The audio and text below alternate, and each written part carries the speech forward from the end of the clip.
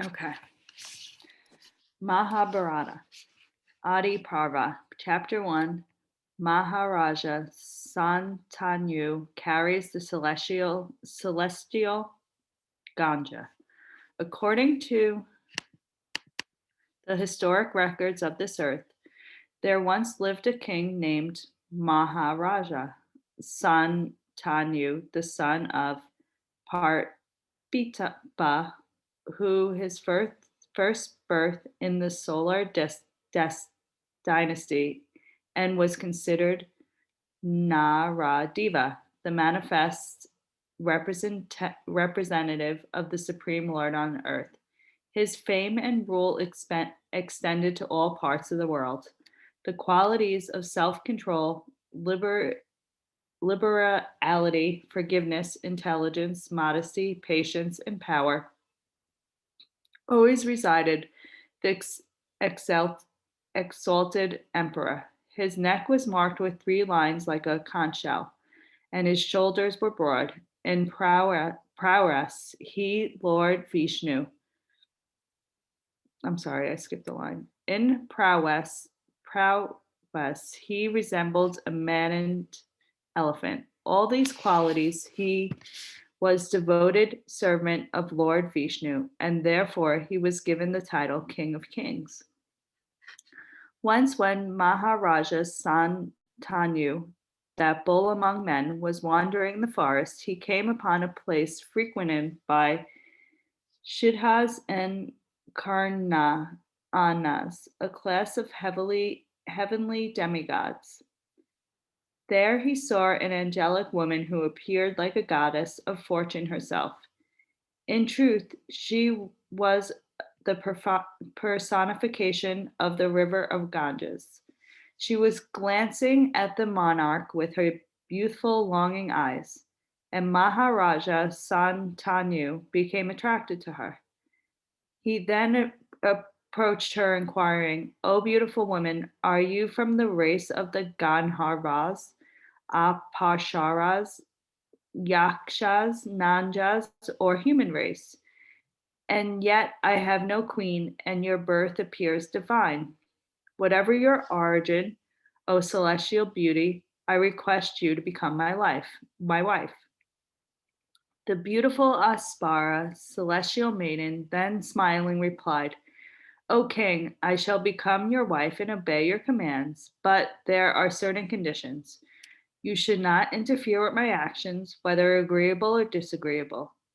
Also, you should never chastise me with harsh words. If you assent to my requests, I shall live with you."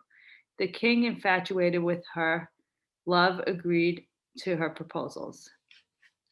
Having taken the lovely Ganja for his wife, Maharaja Santanu passed many years in her association. She satisfied the king by her charm and affection, as well as by her music and dance. And thus the king passed many seasons unconscious of time. While enjoying himself in her company, he conceived 8 children by her that were equal in quality to the heavenly gods. However, on the birth of each child, Ganja threw them into the river, exclaiming, "This is for you.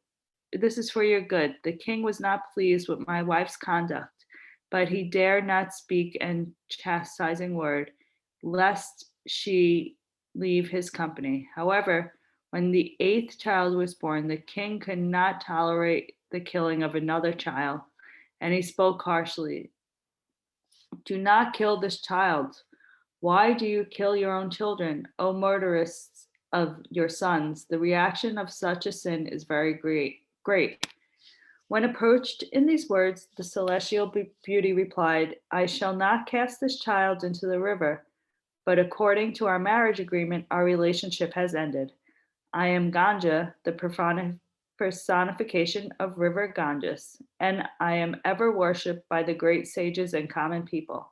My origin is the divine feet of Lord Vishnu. I have lived with you only to accomplish the purpose of the demigods. The 8 Vashus were crushed by Vashita Muni, and thus they have appeared on earth as a reaction to that curse. They have pleaded with me to free them from this bondage immediately after birth. I have lived with you long enough to fulfill my promise to Vashus. This last child is destined to live on earth for some time. His name will be Divarata, and he shall be famous as a lion among men. Maharaja Santanu then inquired from his wife, what offense did the Vashus commit for which they were born on earth as human beings? Why also is the last child destined to live on earth longer than the others? O Ganja, my wife, please clarify this. Being thus questioned by the king on earth, Ganja replied to the monarch, O best of the Bharata race, on Mount Meryu, there are many picturesque forests. In one such wooded region lives a renowned sage named Vahishata Muni. He is adept in the practice of austerity and meditation. With the help of his Kamduhimnu cow, he performs sacrifices to please the Supreme Being. One day, the eighth Bashus, headed by Prithu, came to that forest, roaming about with their wives. The Vashus entered the hermitage of Vashita Muni. At this time, they spotted the celestial cow named Nadini. One of the Vashus, whose name was Dayu, then informed his wife, the cow belongs to the eminent sage Vashita, and it is said that the mortal who drinks the milk of the cow remains unchanged for 10,000 years. Turning to her husband, she replied, I have a very dear friend named Jitavati, who is the daughter of sage Ujinara. I wish to take this cow and calf and present for her. When repeatedly petitioned by his beautiful wife Dayu, along with his brothers, adopted the Kamadu Hinu cow, forgetting who was the actual owner. The evening when Vashita returned to his hermitage, he could not find his Kamadenu cow or its calf. He began to search the forest, but nowhere could they be found. By his mystic power obtained by long years of austerity, he then understood that the cow is and its calf have been away by the Vashus. When the sage's wrath was kindled, he cursed the Vashus because the Vashus had stolen my Kamadhenu cow. I cursed them to be born on the earth as ordinary mortals. The sage then returned to his practice of ascetic meditation. When the Vashus heard of Vashita's curse, they came to his hermitage to pacify him. They praised him with amenial, animal words and offered to return the cow. However, they failed to obtain clemency from the great sage. The great Brahmana Vishita, who is naturally kind to everyone, then passionately said, this curse is the suitable punishment to rectify your enjoying mentality. You will be freed from it shortly after your earthly birth. However, your brother Dayu, who actually stole my cow, shall have to domicile on earth for a long period of time. Dayu, though living on earth, shall not marry and have children. He will, however, be a man of kingly virtue and will know the essence of the Holy Scriptures. He will be an obedient servitor to his father, but will have to live without female companionship. The Vashus, Ganja continued, then came to me and begged a benediction. They asked that I cast them into the waters of the Ganges immediately upon taking birth. O best among kings, I have fulfilled their desire, but the last child, Dahu, will have to reside on earth for some time to fulfill the curse of Vashita Muni. Having related the Vashu's history, Ganja disappeared with the child, and the king returned to the palace with a sorrowful heart. Thus ends the Mahabharata summation of the first chapter of the Adi Parva, entitled Maharaja Santanu obtains the celestial Ganja for his wife. Do we want to read the commentary? Chapter commentary? I think so, yeah. Okay. Yeah. Maharaja Santanu lived in the age of the Dvarpara Yuga, more than 5,000 years ago. He was a saintly king who cared about his citizens and sought their welfare. Time passed through the four ages, the first being the Satya Yuga, which is compared to spring. In the age, persons have long lives and very much inclined toward meditation and austerity.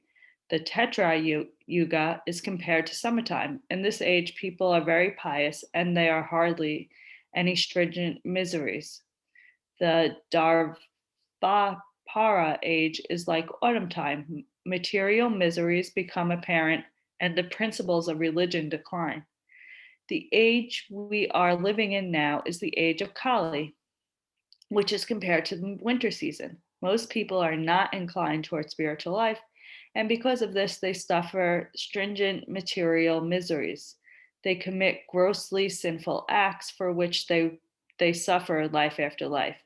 The history of the earth before Kali age is recorded in such Vedic literatures as the Puranas, Mahabharata, and the Ramayana. These divinely inspired literatures are filled with histories of saintly emperors who protected their citizens, endeavoring to elevate them to the platform of God realization. This Mahabharata is a factual historical account of what happened on earth thousands of years ago. In the Bhagavad Gita, Lord Krishna told Arjuna, in the beginning of creation, the Lord of all creatures sent forth generations of men and demigods, along with sacrifices for Vishnu, and blessed them by saying, be thou happy by this janya sacrifice, because its performance will bestow upon you all desirable things. Advanced human society centered on God realization has been existing since the beginning of creation. In fact, the Puranas are historical records of civilizations more advanced than the one today. The people and civilizations of the present age, Kali Yuga, have actually diminished in good qualities, as confirmed in the Srimad Bhagavatam. O learned one, in this iron age of Kali, men have but short lives. They are quarrelsome, lazy, misguided, unlucky, and above all, always disturbed. This is a quotation by Sanagaka Rishi, the sages of Na Ishwarmanya. We learn from Vedic history that thousands of years ago, men were more advanced in moral qualities, and that civilizations were more prosperous materially and spiritually. This point will be discussed in greater detail as the narration proceeds. Since the historical past cannot be perceived by the gross senses, we have to accept authorities who have knowledge of the past, present, and future. In the Bhagavad Gita, Lord Krishna states, from me comes knowledge, remembrance, and forgetfulness. By all Vedas, am I to be known. I am the compiler of Vedanta, and indeed, I am the knower of the Vedas. Lord Krishna is the supreme Godhead and the supreme authority. Because he is God, he knows everything about the past, present, and future. What is written in the Puranas is his account of the past. Therefore, if we accept his statements as they are handed down in disciplic succession and understand by the spiritual master, then we can have perfect knowledge of the past without wasting billions of dollars on mental speculation. This Mahabharata is the emanation from the Supreme Being and is compiled by Shrivila by Astiva, who was empowered for this exact purpose. The disciplic succession is maintained by Lord Krishna so that perfect knowledge is available at all times. The septic, the skeptics will say that it is impossible not to make a mistake in handing down disciplic knowledge because of man's imperfection. However, a bona fide spiritual master does not have the imperfection of mortal senses. How is this? Because a pure devotee of God is being directed by the Lord in his heart. His senses become as good as the Lord's. His pure devotees of God may differ in implementing God's will according to time, place, and circumstances. But a conclusion of teachings is the same. In the Bhagavad Gita, Lord Krishna states the supreme science was thus received through the chain of disciplic succession, and the saintly kings received it that way. But in the course of time, the succession was broken, and therefore the science, as it appears to be lost, the disciplic succession was broken when Duryodhana became king, and therefore Lord Krishna had to reestablish it by removing Duryodhana and establishing Maharaja Yudhishthira as saintly king, able to carry on disciplic succession. The Supreme Lord fulfills all desires. If one wants perfect knowledge of God, the Lord will send his authorized representative to teach him. Sometimes we fantasize that we are more materially advanced than previous civilizations, considering our archaeological findings. We will learn from the Mahabharata that human beings had superior intelligence and stronger bodies in bygone ages. A man could capture knowledge by hearing it once and could recall it any time during his life verbatim. He didn't need computers, printing presses, or books, for just by hearing from teachers and authorities, he would remember it for the rest of his life. However, today we are not so fortunate. The brain cannot retain knowledge just by hearing it once. The knowledge needs to be repeated again and again. We need computers and books to help us, for we lack power of remembrance. Oral tradition is actually superior if the brain is superior. In the first chapter of the Adi Parva, Ganga, the goddess of rivers of Ganges, was married to Maharaja Santanu to fulfill the curse of Vashita Muni. The children born of their marriage were destined to die after birth due to sin they had performed in previous life. Today, children are killed in the womb for the same reason. If we kill, we will be killed. That is the law of nature of karma. For sins committed in previous life will suffer in this life.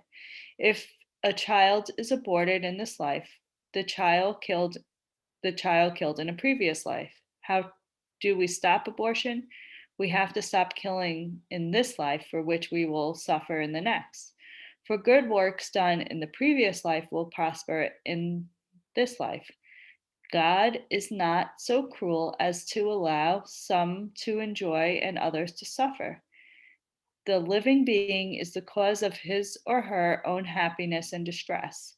This is confirmed by Lord Vishnu in the 13th chapter of the Bhagavad Gita. Nature is said to be the cause of all materials, activities, and effects, whereas the living entity is the cause of the various sufferings and enjoyments in the world. When suffering comes to us, we should understand that it is for our sins. We should not blame others. We should blame ourselves.